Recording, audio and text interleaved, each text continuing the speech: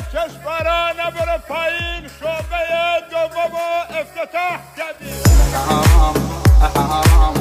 حرام جميل القاعد جدية، حرام لو ميلنا البيرية، حرام ما حد علاف. برادران عزیز خونگرم جنوب بدانند، بنده مبین رستمی که 5 ساله تو کار اتاق تعویض هستم. 2 سال من نمایشگاه دارم کردستان بانه که الانم مرکز اصلی ماشینای بنده از کردستان میاد به اینجا. دوست دارم کنار برادران خونگرم جنوب خدمت کنم. انا خدمت كل شباب بالجنوب. حياكم الله. الله ياد کشورانه برو پایین، شعبه دوم افتتاح